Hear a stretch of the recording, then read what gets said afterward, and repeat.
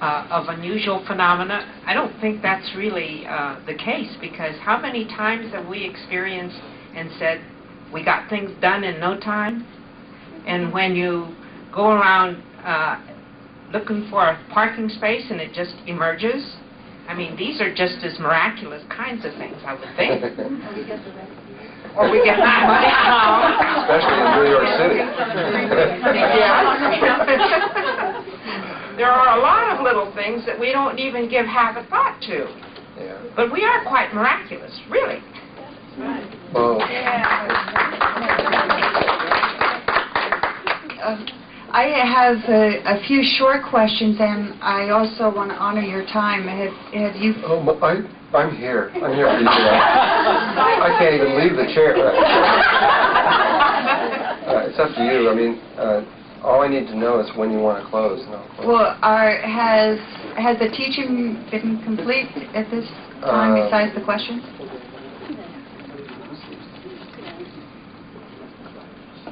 Yeah, I think so. I think, yeah, I feel it's all in there now. Okay, one question is the geometric language, or the how far does that go into the dimensions? Somebody just asked that question not too long ago. Somebody already asked that question. Yeah, I'll answer it again. Sorry, the geometry stretches through all dimensional levels whatsoever. That's what created all the dimensional levels. However, the geometry may not be recognizable from language, from dimension to dimension. But no more than, like, say, but there is a similarity, like the difference between a two-dimensional flat surface and a three-dimensional object is really very different. It's very, very different. But it's recognizable that the two-dimensional one is a three-dimensional one. And if you were to see a three-dimensional one relative to the four-dimensional one, it would be more distorted in certain ways if you were thinking along mathematical lines, but you would still kind of get the feel. But if you go way up in the dimensions or way down, and not thinking in terms of mathematical models, but rather in wavelength dimensional things, they really do change dramatically. But there was only one pattern, the pattern that is now existing around your body in the third dimension. Though it is a third-dimensional pattern here in the third dimension, it's the same one that creates everything, no matter where you are. Okay. The 32 ascended masters that you spoke of, I'm wondering, was there a purpose of the 32 rather than being 33, or 32 equaling 5? Well, I think that they chose 32 because because the teachers that were, this is a guess. I got to pull a guess out of the thing on this one, but I did kind of think about this before, and there were 32 Syrian members that came in that started our race. It was the father race, and those, and I think that they chose that size because that was who was teaching them this. But that's the only reason I can say. Other than that, I don't know why they chose 32.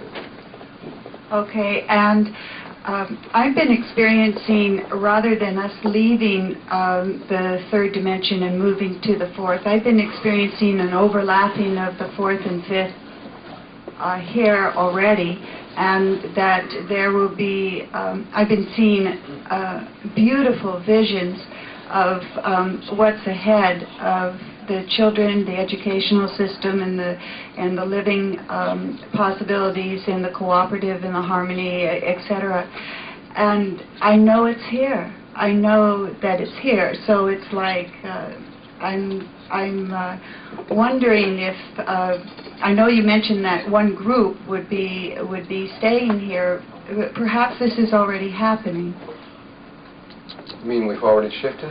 The shift is already in process. There's an overlapping already occurring. There is an overlapping of certain energies as we approach this. It's true. There's a certain overlapping, and the process is well underway. But there is a very distinct time. I mean, we will come to a place where our thoughts will become more and more powerful. Our feelings will become more and more powerful. The manifestation in this reality as we approach them. It becomes more and more powerful if we can control it. If we can control our emotions and be in a Merkaba and these kinds of things, if we can focus, we could, you say, feel an overlapping, and all the energies are going that direction. But there will come a day of a very distinct change. And you'll say, this is definitely different than what was before. And that's what I'm referring to at that time. But there is it's just like all the pyramids were built first on the fourth dimensional level of the Earth, and then we coincided with their structures on the third dimensional level. The reality has been already created on the fourth dimension, this dream that we all want and that we all have agreed upon is already functioning on the fourth dimension. And I think that you're just tuning to it and feeling it. And just one comment, and then I'll go to these eager hands. I just want to mention that the dolphin trips that I get information about have been keenly lined up with specific dates, and a lot of it has to do with grid work. And specific information is about specific grid lines, etc. And I've been told that when people come back, that they're like light vortexes, and they have the options. There's specific information that comes in about what they can do, and always be a choice, of course. But it's like there is a lot of grid work going on with many other people also, with many other ventures going out in different areas. And I don't know if you would want to comment on that at all. Okay. Most of the grid work of the planet was done prior to 1989. There was a period of time from about, most of it started in about the 1980s and went to about 1989. And specifically, especially in 84, 85, 86, and 87, there were thousands and thousands and thousands of people all over the world that were drawn to sacred sites all over the world, who had these crystals and all these things and didn't know why they were doing these things. And you guys are probably a lot of them. And had to go there and make chants and all these other things and walk around pyramids and wondering why you were doing them, but you know you had to do it. And that was the final alignment and setting up of all these sites that were around the world. And it was real important. And then when the grid finally was activated and it became alive and completed, which was, I believe it was February 4th of 1989, then there was, it was actually there and completed. What's now occurring is very fine level tuning. It's really minute tuning. It doesn't require the numbers of people that there were before. Instead of, there's probably at least 100,000 people doing that or more. At this point, it's really just handfuls of people who, because of the rapid changes in the grid, have to go in there and every once in a while align something here, align something there, which usually means being physically on a certain place of the earth and doing something that usually comes from within that tells you what to do. And so, but there's really not a lot of that going on right now. What is going on is important. That doesn't mean because there's not much going on it's important, but there just isn't anything at all like what was happening for a while. And I don't foresee there ever being any for a long time either, because the hard work has all taken place. In reference to your speaking about the power of two joining together in the Merkaba, do you see that there would ever be any need or any purpose served by a large number, such as those of us in this room, joining together in this dimension? Mm-hmm. Well, that's not for me to decide. But if I could ever foresee, sure I could foresee. There must be a reason why the information was given, and the Earth is using it.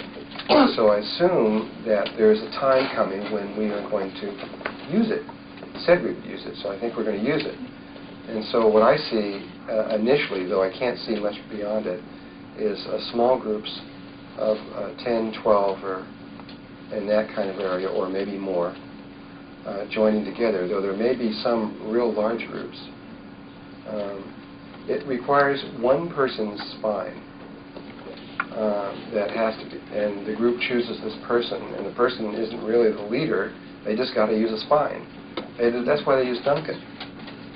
They use Duncan's spine. It requires a human spine to set up the Merkaba, or a spine, a dolphin spine, or a whale spine. It's the nature of the thing. It requires a living person at the center. And the dolphins do the same thing. They choose one of them to be the leader. And then they each have their individual Merkabas, and then they set up a group Merkaba, a huge one, that the whole group is connected to. In the same way with the whales. And this is also why it has a certain downfall in a way. There's always positive and negative things with everything. We're in that kind of world. When one of the whales comes in and beaches themselves, one's 10 miles back. Come in a little while later and come slamming into the same beach because they're following this one aspect, that they've chosen that as their center core. And, but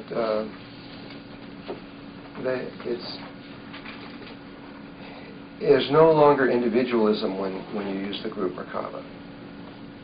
If there's a group of 12 people here right now and they set up a group Merkaba, they picked one of them, they set up the fields and they did it, and if it was real, their individualness is gone forever.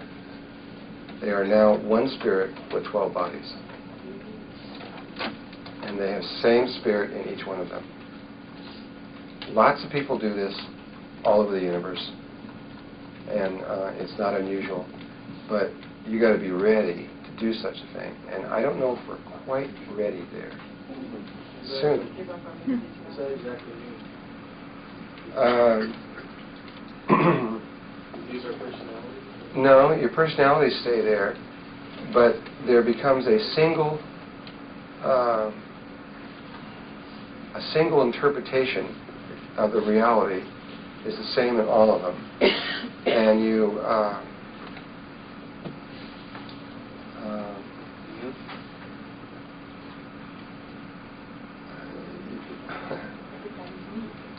have you ever watched a whole lot of birds fly through the sky? Yeah.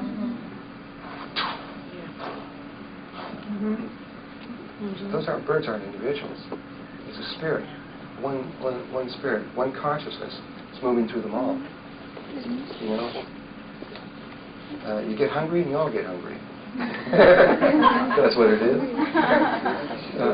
It's time to eat. Time to sleep. And just like in your own body, you've got millions and millions of cells. And they're all individual. They all have their own jobs or all their own thing. But you run through them all. Whoever you are, you run through them all. Would you do that if there were 11 people? Would you be directed to what 11 people to connect with? Or would they be directed to you? I don't have any direction on direction or desire to do that right now. If the time does not feel right, I did do 3 workshops with groups, which were not really to link the groups together, but to do experiments. And then it was then that I began to realize what was taking place if we did this. And then it was a great dilemma. How do you teach this? Because if you teach it, you become part of the group. And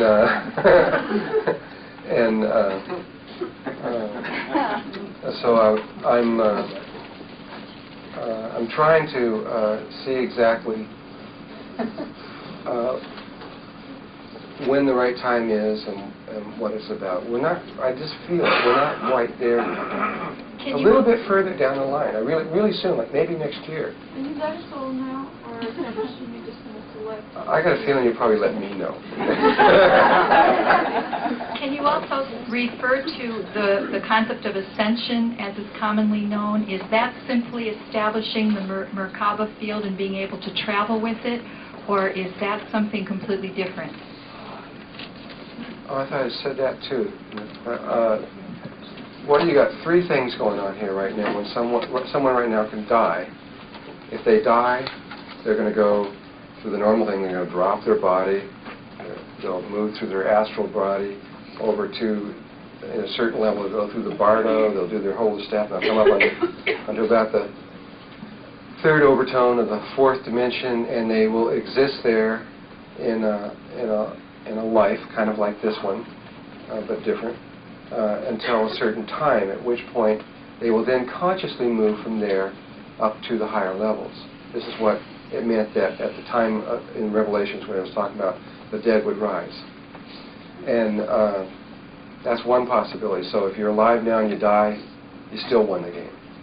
If you happen to be aware enough to be conscious, in other words, die, and then through the death become aware of the Merkaba, which is another possibility, then you can move from there consciously through the great void, and you don't go to the death, the third overtone. You go all the way up to the 10th, 11th, 12th overtone, and that's called resurrection.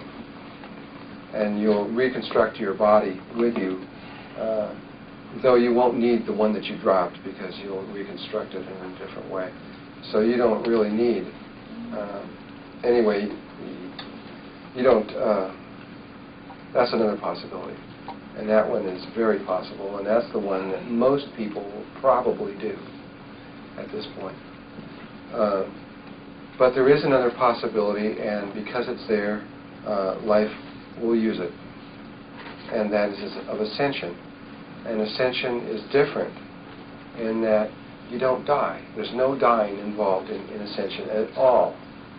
You just choose the moment, and at that moment, or the moment chooses you, in the case if you wait till the last minute, and at that moment you create your Merkaba while you're still, before you die, in the world, and raise your energy levels and take your body with you consciously, right out of here, over through the great void, and right up into the higher dimensional levels. But you all end up in the same place. So what difference does it make? It's like,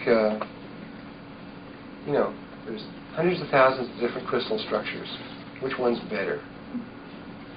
It isn't better. It's just that it's a possibility, and life will try every possibility. I think that's our instructions. You know, is to try all possibilities, and so we do. And this is a possibility. So there's no wrong or right way. I don't see one way being better, one way. We all end up there, and there's no real losing. You know, you're not better or worse or anything else like that. Suicide in the last week or so. She wanted to know about suicide, especially in the last week or so. You mean you had someone that died in suicide in the last week or so? I don't know how that affects things. I doubt very much if you're going to resurrect if you commit suicide. A being that is on the verge of resurrecting would love themselves too much to do that. So the only option that I could see would be that they would die in the normal way and end up over there in the third overtone. And if the reality is such that I think it is, they will still go on. But they're going to have to let go of a lot of stuff in order to do that. But evidently they can do it. There's a lot of people here that have done a lot worse things than that, and have incredible stuff going on, and are still going to make it. So I don't know. And then maybe these things that the American Indians are talking about, where masses of these people that are really not going to make it. Maybe there are portions of this evolutionary path are not going to make it, and part of them are going to go on somewhere else. But I don't still quite understand how they go somewhere else, because if I got what I think is coming, they're not going to be anywhere else. Everywhere is going to go. So I don't know if that will really work. Now those are ancient Indian prophecies. which is just like Edgar Cayce and everyone else, might not really conform to this unique situation.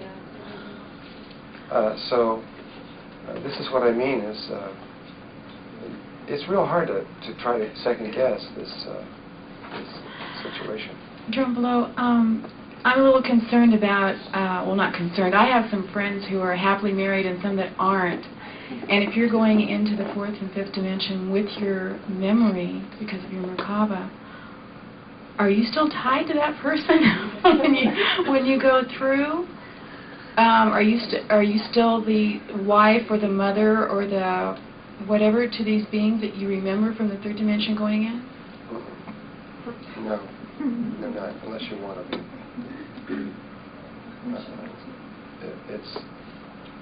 It's strictly to the death do you part, and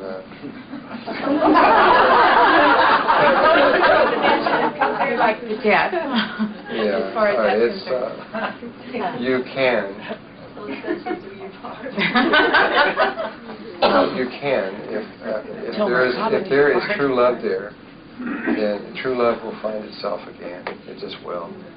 You tend to move. This number 32. This is another thing about the number 32.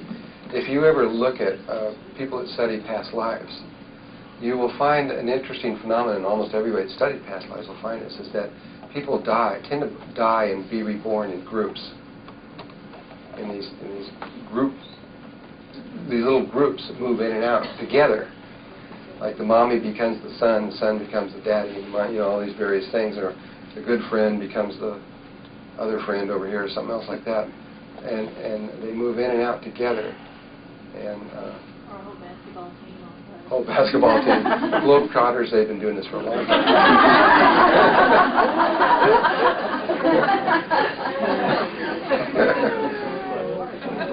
Drunvalo, when you refer to Earth as a starseed, and we also know on Earth here we have people that do have emotional problems that are out doing things that they shouldn't be doing, hurting people one way or another. Is there any chance that Earth would remain in a 3D reality where these people would still have a low-grade school where they have to learn to overcome hatred and envy and jealousy? I don't know. That's one of the ones that I really don't know. Is that the way it was supposed to be before this? Oh, well, yeah, it would have. Normally what would happen That's what was the plan. Is a small part would go up in the fourth, and then the other ones would just have to stay back down here longer until they learn the lessons of life. And then those that were up in the fourth of that planet would slowly keep working. They're like the Ascended Masters. They figured it out. However, what happens with those guys is they usually go up real fast after that to the highest level possible of that planet. That's what all the Ascended Masters did. They got way up there north, and everybody else was still down here because they moved up real fast and got up in the 6th dimensional levels and things. Because once you make that first step, the rest of them are easy after that. They're much easier. What would happen to those people now under the new scenario?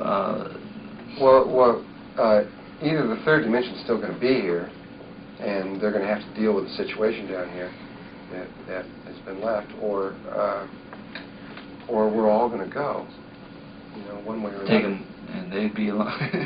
They'll get it.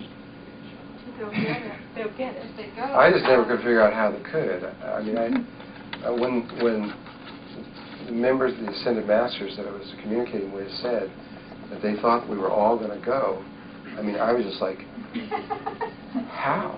I mean, how can people who are so, these totally crazy people, they're killing people and everything else, what's going to happen that could possibly align all that?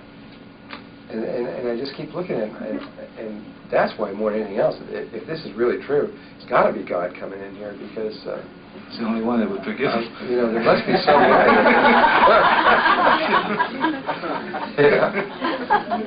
Well, it's really a matter of them forgiving themselves more than anything else. That's really the key. And so I don't know. If this is really true, and if all this happens on these kinds of levels, and it isn't just a normal scenario that's happening, I've thought about this so much. There would have to be some incredible event that happens on Earth, the likes of which would just I don't know what it would be. I keep thinking of all these things, you know.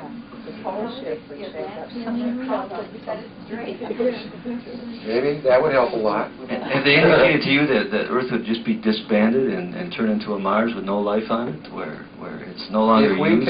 what I've said to someone else before, if we continue, not thinking along the lines of that, just thinking, if we continue the way we are going right now, with the way we have been going, the way we're going, where we're just making more and more bombs and more preparing and all this other kind of stuff, we continue in that direction, we're going to end up just like Mars.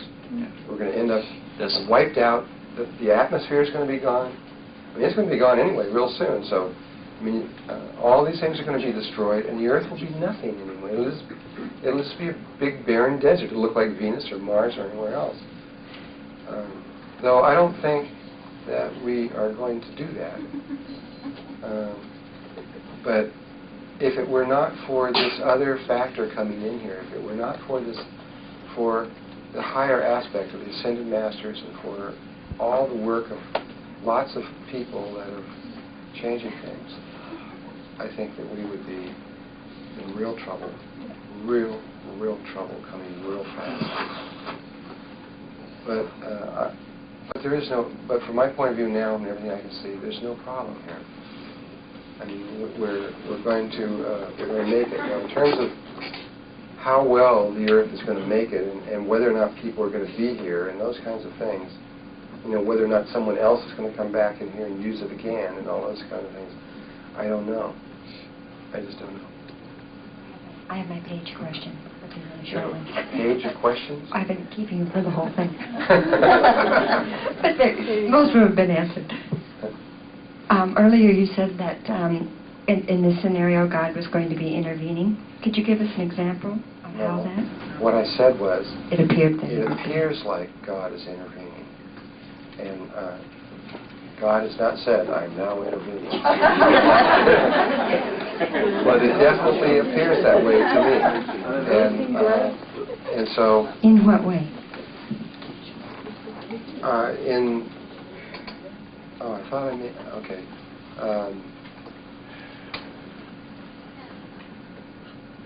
In the nature of the way that the evolutionary pattern is unfolding on Earth, the speed at which it's occurring, the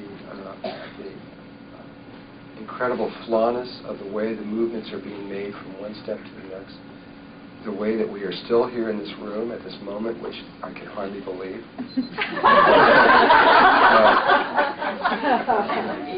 And these kinds of things.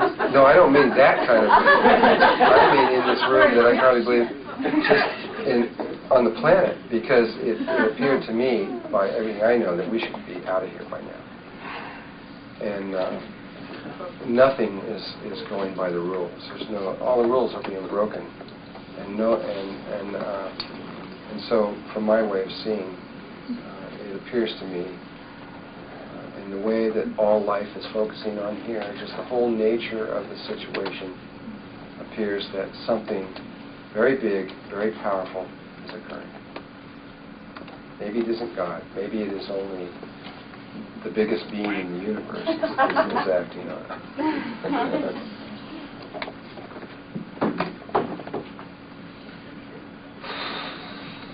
You had mentioned that there had been a cigar-shaped shadow, and you were fairly clear about the fact that the one that was installed was in the next overtone, so you felt sure that that shadow wasn't installed by the good guys.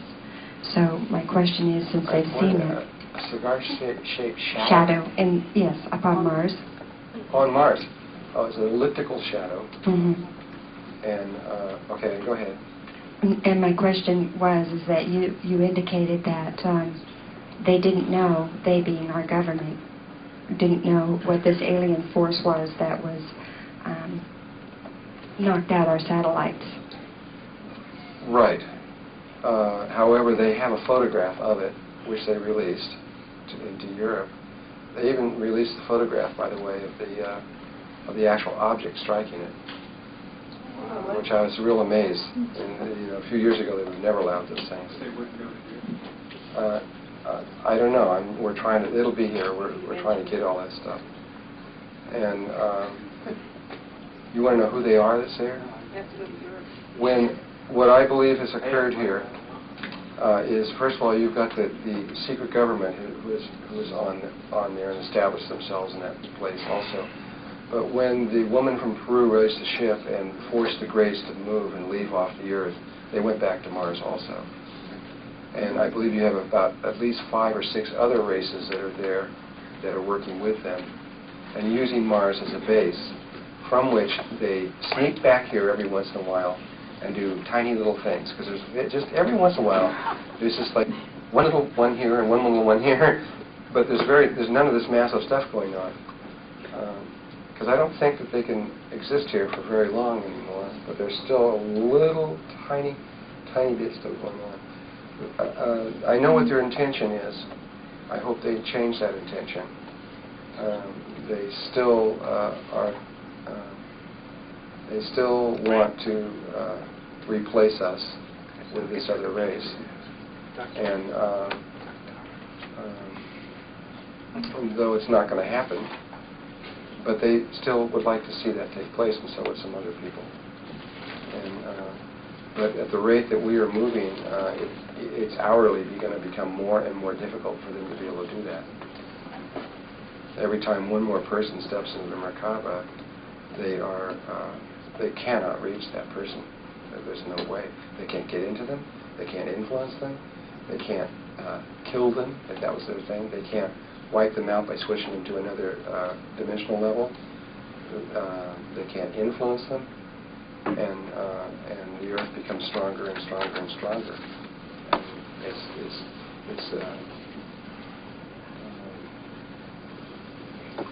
Every minute that goes by, the Armageddon becomes less likely.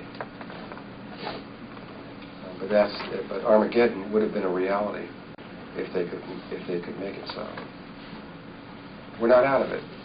When you get out of this room in the 3D world out here, we're not out of that Armageddon yet. But I really think we will make it out of it. Do you know when the poles are going to shift? If I did, I wouldn't tell you.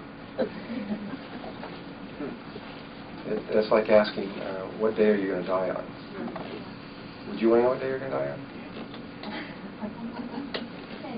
on? Maybe. It's not good. It makes you live in the future and tend to fear a time ahead. And it's much better to live without fear and without anticipation and just to be here. The biggest thing, even without the fear and any of that stuff, it makes you live in the future. And so you got part of yourself extended out to that time when you really want to be right here. Because this is the only place you can do anything. There's really the future and the past is kind of an illusion. All there is this. And so the more your consciousness is focused in this moment, the more efficient you are and the more you're able to make changes and move. I don't want to know what the future is. I used to tell that story. I guess I'll tell it if you want me to. I guess some people haven't heard it. But I used to be very involved in knowing the future. I worked with tarot cards and astrology and the I Ching, you name it. I was into just about everything you think of. Because I always wanted to know what was going to happen around the road, down the road. And right after the angels came in one day, it was I think about 6 months after they came in, one morning they came in and they told me everything that was going to happen the next day. In a synopsis form, they said the phone's going to ring at such and such time, the doorbell's going to ring at such and such time, it's going to be this guy here, he's going to talk about that. Just laid out a basic pattern. It took maybe a minute of everything I was going to do. And I thought, wow, this is great. So I sat and watched to see what happened. And everything happened just like they said, down to the minute. And so while it was happening, that morning when I was waiting for it to happen, they came in and told me everything that was going to happen the next day. So this whole day happened, and then I had this other day that was going to happen the next day. And then while that one was starting to happen, they told me the day was going to happen the next day. And the whole thing kept going. And I went through I went through a huge amount of changes. In fact, it's really, every time I think about it, I laugh because at first, this was like very serious to me. I mean, this was really important stuff. And the fact that this was happening was like, this was really significant. And then, after I got over the really significant stuff, I got real quiet for a while, but then I remember this phase where I went through where my ego took over, and a sense of real power came over me. And people would call up, you know, and I'd sit down, the phone's going to ring in a couple minutes, and I'd go over by the phone, sit down, and wait for the phone. And I knew who it was going to be, so, you know, George was going to call, so the phone would ring, and hi, George, how you doing, you know? And I knew what he was going to talk about, and I'd play these games, and I don't know, it just felt good. I don't know what it was, but I did it anyway. It was a sense of power. And they kept giving me this information. I just kept getting it every time. And so it kept going. And then that lasted for like 2 or 3 months or something like that. And then that got old.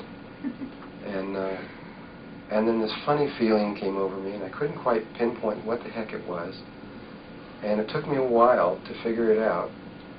And eventually I started figuring out that I realized what it was is that when they would tell me what was going to happen the next day, I didn't want them to tell me, but I didn't have the guts to ask them to tell them because they were these angels, right? So I sat there and I kept listening to it, and I started getting depressed. I started going down and down on the whole thing. I started getting lower on it, and then I went through this whole thing thinking, well, I got to tell them that I don't want this. You know, and I finally took all this guts, and I finally got it together. And one day they came in, and I said, I don't want, do you have to tell me all this stuff? I don't want it. I don't want to know it. I don't, you know, if I really need to know something, okay, you can tell me, all that stuff like that. But, you know, you don't have to tell me, do you? And they go, no. And that was it. They never told me anything anymore. And then I didn't get it. Then I sat there for a long time and I didn't get it. And it was like years later, when I was thinking in retrospect, then I got it. Oh, the reason they did all that was because I was so involved. I mean, I was always wanting to know what was going to happen. I was with the Yi Ching about 5 times a day and everything else, you know. And I realized that I was out of balance in a certain way, and it was interfering with me, so they just OD'd me on it until I got to the place that I didn't want it anymore, and I really don't want it anymore. I realize it's all perfect, it's all complete, we don't need to know that stuff, because all we got is right now. And when the time comes, we'll know what we need to know, and we'll handle it just fine. And it also takes the mystery out of life. That's what it really was. It's like, there's no mystery in life anymore. It's no fun. It's more fun. What's the most fun when you look at a movie? The most fun time of a movie is the very first time. The second time, third time, But the first time is where all the surprises are. And so it's more important for me. Now, you may be different, and you may have a different makeup, and maybe you could take knowing what the future is in a certain way to use it in a good way. But for me, I don't think I could. It is much better for me. The reason I asked is all the way over on the airplane from Kauai to here, I kept getting this sense of a polar shift, and I kept thinking, it never occurred to me it would be on the planet. I just kept assuming that it was going to be my reality within me. That some sort of polar shift was about ready, and that my concept of what my life was going to be was going to go like that. It might be both. So, that's it. Your life first, then.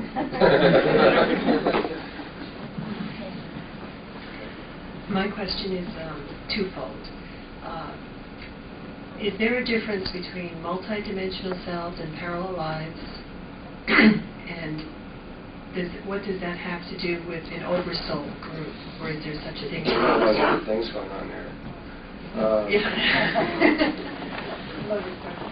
Multi-dimensional, what was it? Multidimensional selves. Well, that's the one where you're existing on various different dimensional levels. you can't say really simultaneously because the time thing, yeah, okay, you can say that, but mainly you're just doing different levels at the same time. That isn't accurate.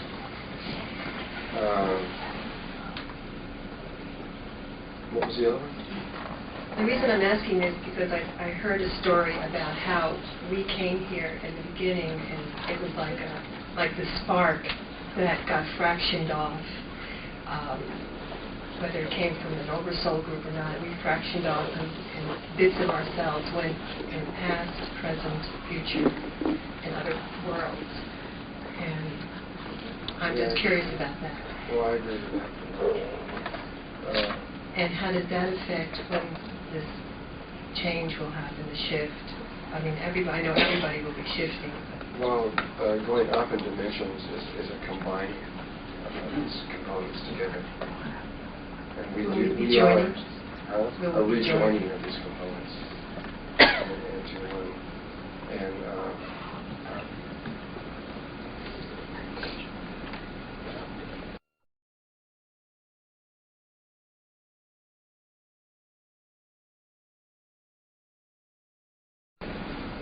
there's a lot of ways that can be for any particular individual. That as you go up, you tend to reach to a different consciousness level, which is a large body. And then you go up higher, you go up into a larger body of consciousness. It stretches further and further and further. If you're coming down, it's a division. It's like as soon as I hit the earth, in order to experience the polarity here, I had to split myself into two. So I broke my spirit into two-ness. In order to experience polarity, I had to experience polarity. And so, well, there's about almost 300 and something people on this ship, and there was 3 other people that were. This whole ship was brought in here to drop myself off, another person named Balthazar, and one more person, and we left our Syrian bodies in these kind of a crystal-like casket sort of like thing, which they reused, and went into the 4th dimensional overtone of the Earth's dimensional level. That's where we came in on, and there wasn't hardly anybody there when we came in. This was a long time ago. And this was in 1819, and there was no. Went up in the higher levels. There was life there. It wasn't always in life, but there wasn't any real conscious life. And so we had to keep going up and up and up and up and up and up and up and up and up and up, and finally found them all hanging out up in the higher dimensions of the 6th dimension. And but I had divided myself into two-ness. In my memories, it felt like it was right after we left, but it may have been a little later when I actually did that. But soon after, if I'd not done it right then, and went up and began to try to understand this whole thing. So I studied. I studied from 1819 to 1850. And then by 1850, I figured, okay, I'm ready. I'm ready for this one. I'm going to go down on the planet. And I was born into the Taos Pueblo. The chief of the Taos Pueblo had a dream that a Kachina was going to be born to him. I don't know if you know what a Kachina is, but he's an interdimensional being, which is what I was. And that it was going to be a boy. And the wife also had a dream. His wife also had a dream that they were going to have a Kachina and it was going to be a boy. However, there was a medicine woman that was on the tribe, which was going to be the midwife, and she had a dream that the Kachina was going to come in and it was going to be a girl. And she never said anything to anyone because it didn't conform with what the other two had, and she didn't quite understand how this could be. We were born one evening in a teepee, and the medicine woman was there, the daddy was there, and the mommy was there. The mommy gave birth, and it was a little boy. And the daddy saw, the chief saw the little baby, and then was all happy, and they were happy, and he went out and left the midwife with the baby, waiting for the placenta. And the woman was exhausted from all this and laid back. When she thought what was coming out was the placenta, it was another baby. It was a little girl, which was me. And but the little boy was also me. But that was the divided part of me. And now the medicine woman realized that we were Kachinas, and she also realized that if they were told that it was twins, that they would kill both of us, because the Taos Pueblo will allow twins to come out. But she knew that we were supposed to be there, so what she did was she took me and hid me and took me out without anyone knowing it. And so the chief and the mom knew only of the birth of the boy, never knew about me.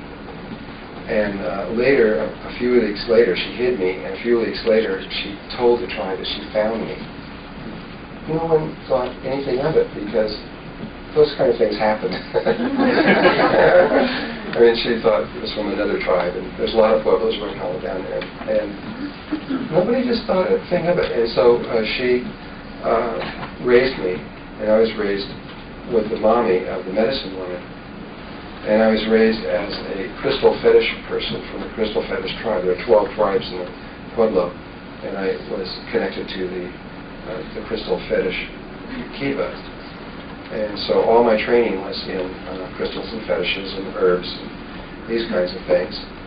And however, when I was trained, she told me secretly that I was a Kachina, and that I was never, ever to marry or to have children.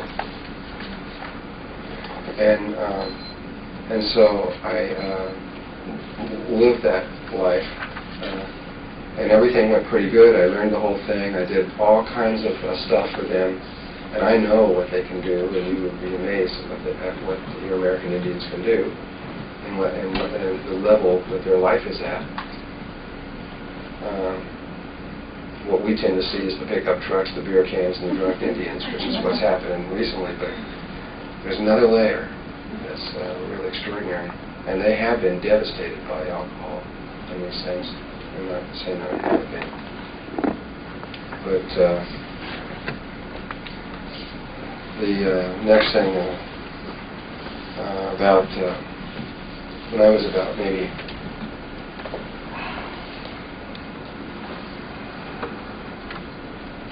in my 20s, I don't know. I gotta think about it, I guess. 25, 6, or something like that. One day, I was very innocent. And I went out to the forest. I spent a lot of time in the forest by myself, gathering herbs and things. And I was out in my brother, which nobody knew that, but the medicine woman. His name was Two Feathers in English, and they gave him the nickname of Geronimo. And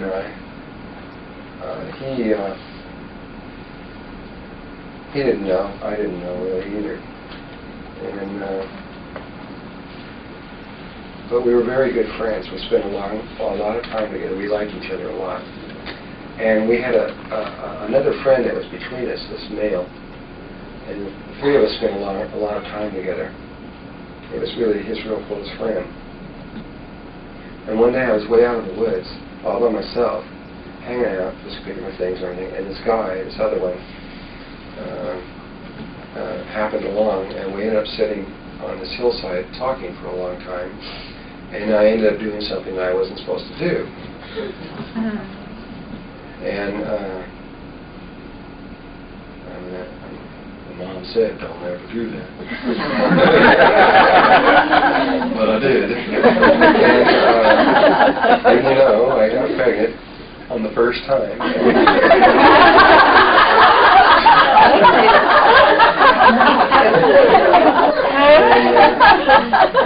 This was a problem.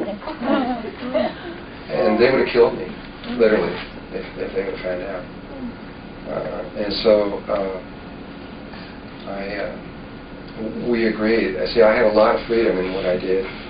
And so after 2 or 3 months, I told them I had to get these herbs that were way over in the mountains, a long ways away. And I was going to be gone a while. And nobody thought anything of it. And I got on my horse and I rode away for a long ways. But what I really did is I rode about 10 miles away. And I had this place that was set up, and I stayed there. And this other person came and visited me every so often. I waited and I had the baby there. And when it was over, I gave it to him, and then I came back. And he did a similar thing to what my mom did, is that he came back with this baby, saying that it had been given to him from another Pueblo, and then he gave it. He had 2 wives, I think it was, and he gave it to them to take care of. I didn't have to do it. And when you got so many kids this time? I don't know if I've ever told this story. I don't think that I have. I don't think so. I don't think it's ever gone out before. Parts of it. You have. I have? In Sarasota. I did? In Sarasota? And then this is the second time it's ever been told.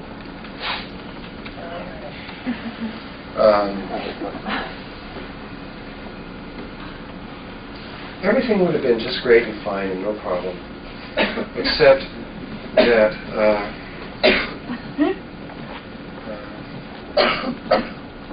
Nura, I should say his name, who was friends with Two Feathers. They were really good friends, and time went on, and many years went by. I don't remember how many. Quite a few years, 8 years or so went by, and one day, you know, it was all over with. It was all over with. And one day, Nura tells Two Feathers the truth, the whole story. You know, they're hanging out somewhere together, and he tells them the whole thing. Figures that it's been so long. Two Feathers wouldn't care, wouldn't matter at that point. Well, Two Feathers was going to be the chief, and he was, even though he was a real popular person, he was serious about what he was going to do, and he knew that I was never supposed to do that either. And that from their point of view, it was actually worse than murder, because it was, I jeopardized the very life of the tribe by doing such a thing from their point of view. And I made a lot of mistakes in my first life, I'll tell you. I screwed up left and right on all kinds of things. And anyway, from that one act, the karma just kept rolling on. And he eventually told him, and when he told him, Two Feathers just blew up, lost control of his senses. Thought it was the worst thing he could do. And so he sat around and decided what he could do to get even with me for doing this thing. And he decided that what he was going to do was go get me, make me pregnant, and make me have a baby. And make me go through what I didn't go through. He didn't think it all the way through. All he thought was, I was going to have to pay for this, and I was going to have to do this again, and so, I was the medicine woman now, yeah, I was the main person.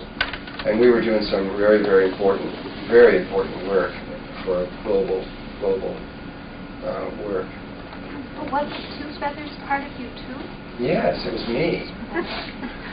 You got to understand, this is me coming back in with you. I thought that your parallel self, you really couldn't meet with your parallel self. That's not true then? It's not true. It's definitely not true. This was a person that was a friend between Two Feathers and I. This man. And Or maybe it can only be done with Katrinas, I don't know. Maybe if you're interdimensional, I don't know, but it's not, I know for certain that you can do this.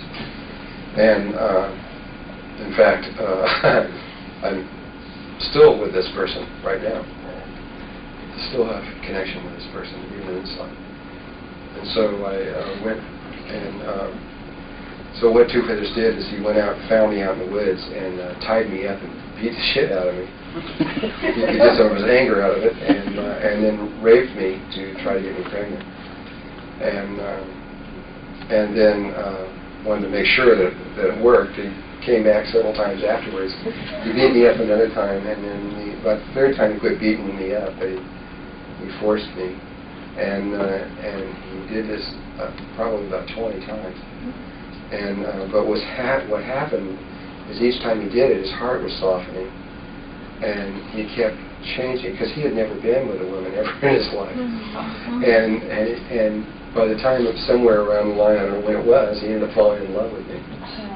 And I did get pregnant, and but when the baby started to come out and everything, by then his whole attitude has changed, and now he realized I was pregnant, so he rationalized the whole thing again and said, "Oh well, the tribe really loves me, and I'll just tell them, and they'll make everything fine." I mean, it was like it wasn't thought out. What I mean by it wasn't thought out very well. He didn't realize he was implicating himself in some very deep things here, and so the tribe found out I was pregnant, and they found out who did it, and nobody said a word for a long time. So we just sort of held our breath for a long time, and the baby's born, and they still don't say anything. And a month went by, and 2 months. And I think it was at somewhere between 3 months and 6. I can't quite pinpoint exactly where it was. I was very emotional in this whole thing about that time. But it was the baby's about 3 to 6 months old. And the tribe, his father comes in, brings us into this place, and tells us that we had broken the laws, and that we had to leave the Pueblo forever and could never come back again. But I had work to do, and I had to finish my work first. And so, but Geronimo had to leave now. And this was in the middle of winter in December of 1848. And so I remember, and we had only 24 hours, and in those 24 hours he told me that he wanted me to leave all of this and come with him now and not finish my work. He wanted me to stop my spiritual work, which I couldn't do because it meant the whole planet would be harmed if I didn't do it, from at least how I saw things. And so he wanted me to leave my spiritual work and come and join him and just go out and live in the world by myself would be fine. He picked this spot down by the Rio Grande Gorge where I was supposed to meet him. And so he says, "You be there tomorrow," and I'll be there. I said, "I can't do that because of what I'm going to do." And he says, "You be there." And then that evening, it was that night they made him leave. He got on a horse with the baby. He took the baby, wrapped up in this blanket, and I remember at night riding off on this horse, and I remember looking in his eyes at the last moment. I'll never forget that. And he rode over the hillside, and I never saw him again. And what happened, the moment he went out of sight, they arrested me and put me into one of the adobe buildings and put a guard at the door and kept me in there for a month, for 30 days, to make sure that I wouldn't go get him. And in the meantime, Two Feathers went down to the gorge and waited for me at this place, and I didn't show up. And then he waited there another night. I didn't show up, and another night, and he ended up waiting 9. It was on the 9th night when it was cold, and we were getting cold. It really gets colder. It was like 20 below zero. And on the 9th night, the baby froze to death.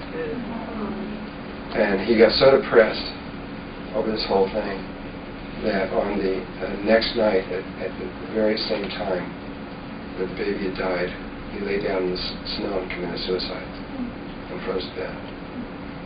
And I didn't know this had happened at the time, and I kept going, and they made me complete the work that I was doing, which we were building the largest pyramid in the world. There's a pyramid that was 2.5 miles on each side, which still exists there today, which is the final pyramid that holds our grid up right now, which we wouldn't be in this room right now if it wasn't there.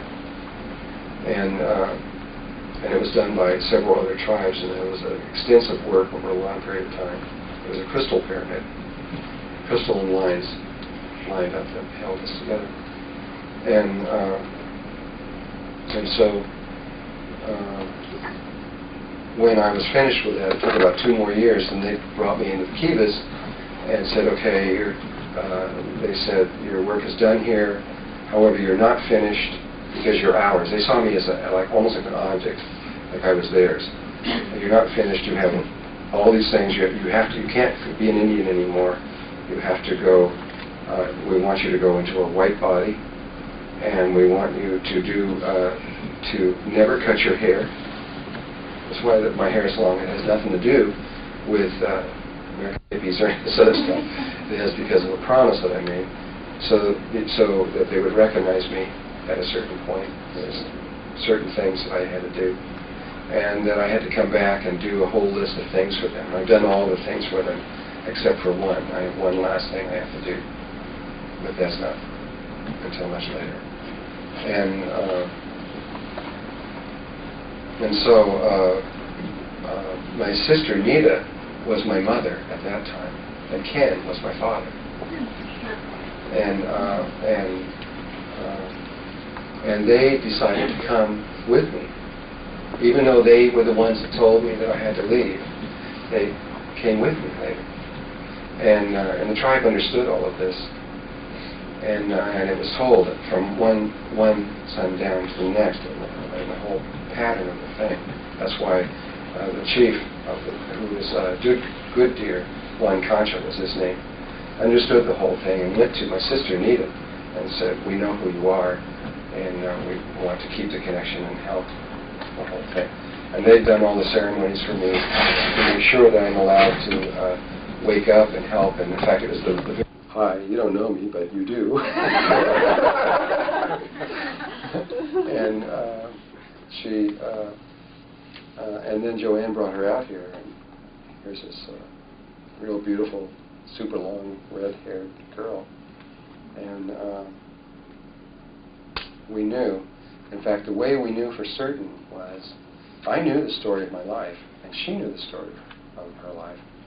First thing I knew, really, beyond any doubt whatsoever, because no one knew my name. Nobody in the world knew my name but me.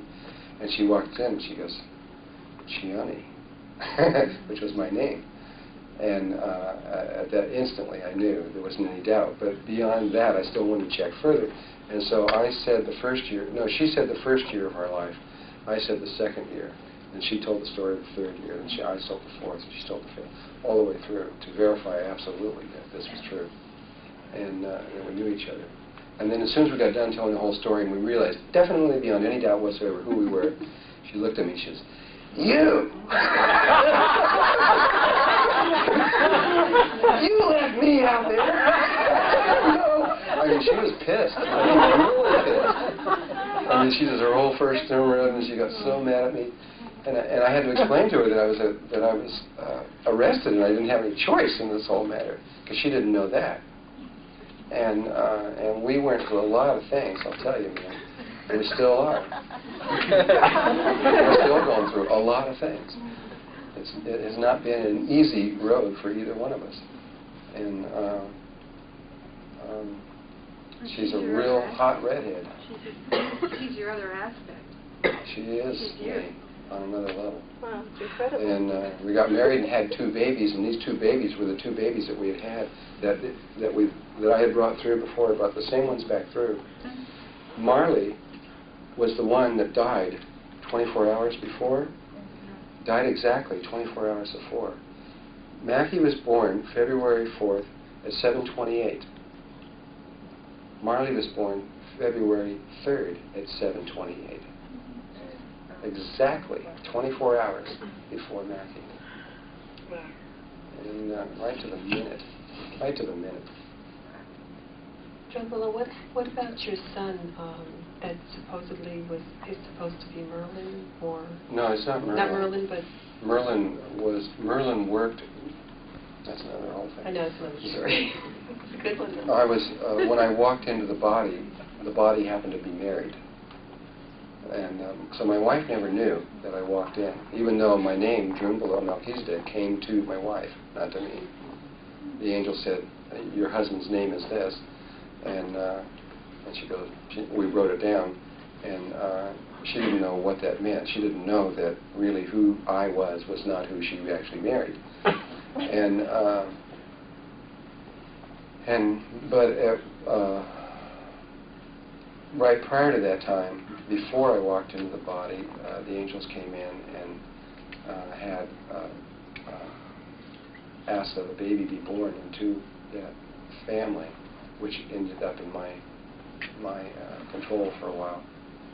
And they said that if we had this interdimensional being, that it would be born precisely on our wedding night when we got married. We had to get married, we had a wedding night. And so when they got married, and he counted back, when the doctors counted back, it was exactly to the wedding night. They said it would be a male, and that and all the various things. They gave a secret name, which I can't say right now, I guess, what his real name was, where he came from, which was the center of the central sun, and that he'd never been to the earth before, and he would bring in this pyramid of interdimensional beings. And but as soon as he was about to be born, or about somewhere in his birth, the angels came and told my wife that Zachary, who was what we ended up naming him, didn't come from her. It wasn't her baby. And she said, well, what do you mean? This is not my baby. This is in her tummy, right? And she says, no, it came from another woman out of her, came in on her fertility cycle of another woman. And that this other woman's name was Bupi Nirupandara. And that she was in India. And so at one point, the angel said, would you like to meet this woman? Would you ask both of us if we would like to meet this woman?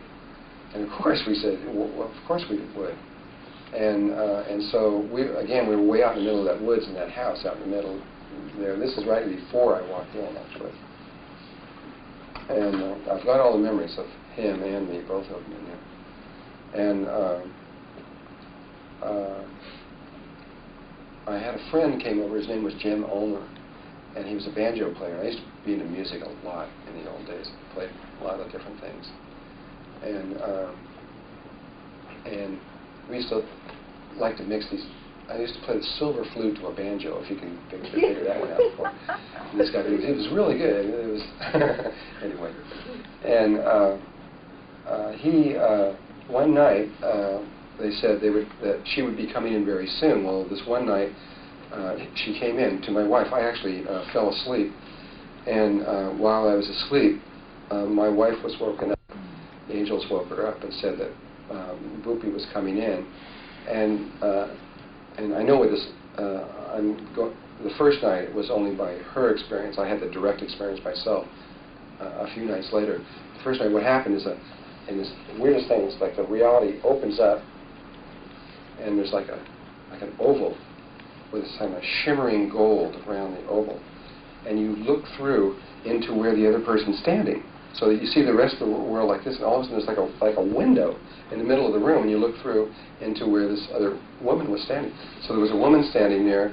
She was dressed in a white sari with a red dot and a little bit of gold on the fringe, and she was Hindu.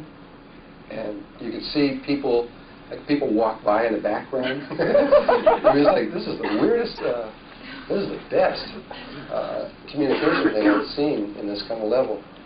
And so she came into my wife and told her this whole story, this long, long story. Am I going too long here? Who cares? What happened? Stop if you're tired. I'm going to tell just this one last story, and then we're going to close, because I think this has gone a long time. Because I got to pack up, and I'm supposed to be out of here by midnight. It's almost 11 o'clock.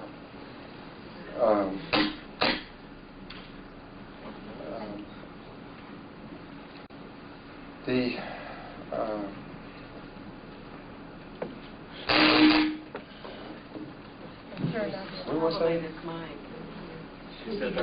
Oh, through the window. She told, it was a thing between my wife and her, and Boopy said that, he said she would tell her the story of how it came in. According to Boopy, an angel came to her and told her that she was going to have this being, like the other angels told us the same thing. Told her that it was going to be a girl, and that I don't know, other than that I'm not sure, but it was immaculate conception. She wasn't married, had no husband. And sure enough, she became pregnant, and when she became pregnant, she was told to go to Tibet, to a monastery there, and the monastery would take care of her. She went to Tibet, and the monastery knew that she was coming, let her in, and took care of her all the way through her pregnancy. When the baby was born,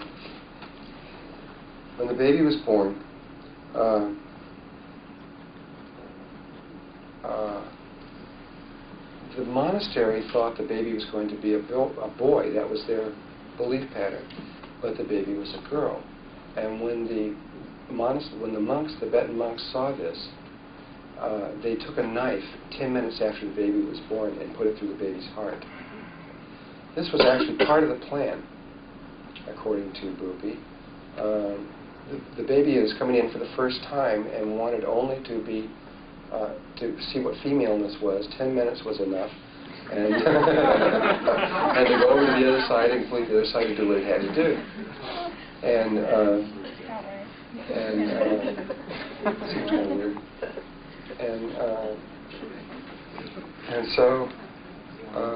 And then the baby came in through us. And so when Zachary was born, this woman sat up in the top, wherever that baby was, there was this folded back reality up there with her looking down at this baby. She watched over this baby for a year. I mean, like a hawk. If anybody would have came in that room and thought of doing something to that baby, I don't know what she would have done. I mean, she was not going to let anything happen to this baby. And but I noticed that every time I'd come in there, every once in a while, I'd look up there, and it would be a different background. It would be a different house or something where she was in. And I watched this there was like several times it changed. And I said, hey, what's going on? You seem to be moving a lot. And she said, because I would sit in there sometimes and sort of talk to her like we're talking now. And she'd say, well, the Tibetans that killed the baby have decided that I should die too, so they're trying to get me. And so I thought about that for a while, and I said, I came in one other time, after thinking about this for a long time, I came back to her and I said, how about if I just send you a plane ticket, and you get on a plane and fly out here to Canada, and we'll never find you out here, and I'll pay for your way and everything, and take care of you when you get here, and the whole thing. And she goes, well, let me think about that. She says, maybe it would be a good idea for me to leave here. And so a few days later, she talks to me and she says, wanted me to talk to me when I walked in the room, and she said, I thought of something I would really like to do. This is how I'd like to do it if you will agree to it. And I said, okay, what's that? She says, here's what I'd like you to do. Remember that my alchemist teacher, Wilf Chipman, the guy who was doing this, she says, I would like you to go to Wilf and tell him this. Tell him that in exactly 2 weeks, he's going to have an experience that will link him tightly with the woman that he's now with. He just had a girlfriend. He just had this guy, girlfriend. And that they are going to have an experience where they will decide in 2 weeks that they're going to want to be married. And that in exactly 30 days from the day I tell them, she's going to conceive a baby. And the baby will grow up and it will come out a male. And that they will call this baby Merlin. And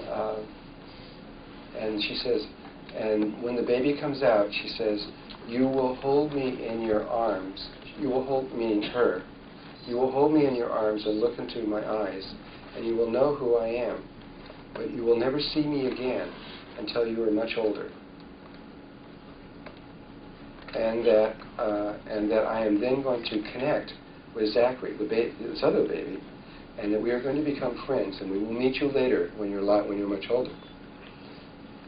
So here that was a long time ago, it was 20 years ago or something, and over 20 years ago. And so I felt real funny about going to do this, to tell this person this thing, especially since they were just boyfriend, girlfriend, and had not even talked about marriage, let alone babies. And so, but I did it. I sat them both down and I said, well, in 2 weeks, we're going to have an experience. And I just laid the whole thing out, that, told them the whole thing. And Wilf just looked at me and says, nah. We're going to give it, never going to happen. Well, I don't know what happened, but in 2 weeks, they did have this experience, whatever it was, and which blew their minds, and they decided to get married, just like I said. And in exactly 30 days from the day that I told them, she conceived a baby. And the baby was born, and it was a male. And it was too much, and they named him Merlin. And from what... but I didn't know who Merlin was at that time. I didn't know about the legends of Arthur and all these other things like that. And it wasn't until much later that I was made to understand who this person was. And from what I understand now is that what Merlin does is he oscillates. A lot of people stay one sex for a long time in reincarnation and switch to another, but he goes every other time, back and forth in a way to keep perfect balance. And the last time he was female, as this time he's male. And he's doing the same thing that he did with King Arthur. He's got this other baby that he's trying to get up there to do something, whatever the heck it is, I don't know. And so when Thoth left here a couple of years ago, and he took the Merkaba and went over the other edge, he told me, he says, okay, your next teacher is going to be Merlin again, but you won't meet Merlin until you get to England. And so that's why I've been trying to get to England, to get over there for a long time. And maybe I won't meet Merlin when I go to England. You got to move through these things with absolutely no expectations. It's the only way it works. And he's only 20 years old, too. I don't know where Zachary is. Zachary, at one point when he was 10 years old, I gave the mother a whole lot of money, a lot of money, and she immediately left and went to Mexico. That was the last I heard. And exactly where she is at this moment could be anywhere on the planet. And I've been told by the angels to leave it that way for right now. Though it's really hard for me because I was very close to these children. It's really, really hard. But and that's another whole story that leads into that and why that has to be. And I don't think we just can't do it. No, it's just getting too late. But well, anyone who wants to be a facilitator, if you want to know about that, look on the October. You got the list of the workshops. Look on the October workshop, and there is a name there, Madeline Burley Allen. She's the one that's coordinating all that. Call her. She'll tell you everything you need to know. There will be a facilitators program May 1st and 2nd, though I think this is a little soon for you to be thinking about that. I mean, you guys, if you're going to teach this, you need to make sure that this is really real for you and that it is worthwhile to teach and that it's something that you want to teach. And so you got to find out if it's something that you ought to do. And then do it for a while. And then if you've done it for a while, then you should maybe think about doing that. I think it's too early, at least for most of you. Like you, this is your second time. So You're already signed up on that, aren't you? Yeah. Yeah, well, okay, well, in terms of, there is one coming up May 1 and May 2, and anyone who has been through the workshop is eligible to show these videos and teach it if that feels like the right thing to do. But I'm not going to have anything to do with that at all. It's going to be through other people. Very little to do with it.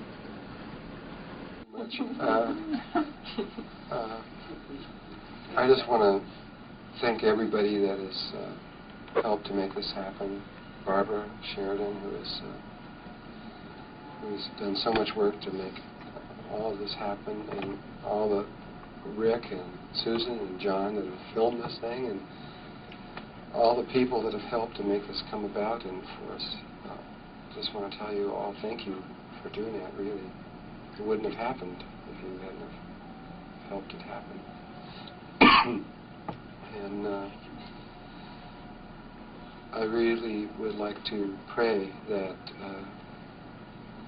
we all move safely into this other world of light, and that you remember to keep your heart open and be happy through all of this, because it's your joy that will guide you